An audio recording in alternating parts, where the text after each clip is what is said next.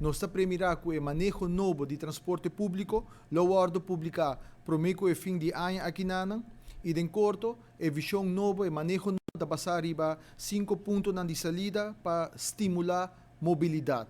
E riba pantalla também parecer 5 pontos que da passar riba qualidade e honestidade do sistema. Essa aqui tá processo conforme lei pessoas vervoer que também contribui na uma comunidade justa.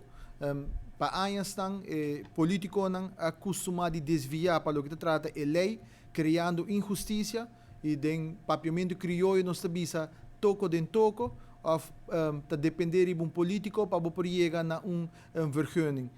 Com a digitalização, essa aqui está guardo clarificar e bom minister passa de processo aqui na mais que ta cria injustiça. Para o que trata ponto número 2 está sustentável e duradouro de boa relação com o meio ambiente, essa aqui está impacto de mobilidade no meio ambiente e com prática mais sustentável por word integrar. De 3 pontos está pagável, aspecto financeiro de mobilidade e com nós por garantizar que opção de transporte acessível e pagável para toda gente. De 4 pontos está a acessibilidade, essa aqui tem importância de solução de mobilidade acessível para todo o setor de população, maneira nós muitos maior dos adultos maior e em público em geral, pero também turista que depende de transporte público. E de 5 pontos da segurança.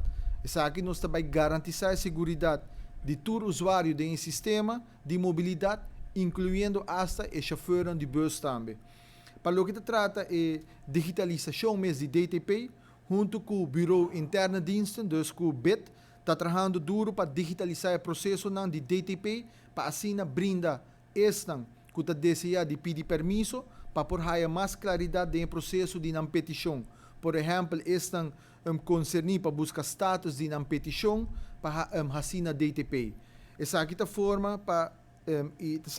parte do esforço que nós está fazendo e criando para trazer mais transparência no processo que nós está andando com.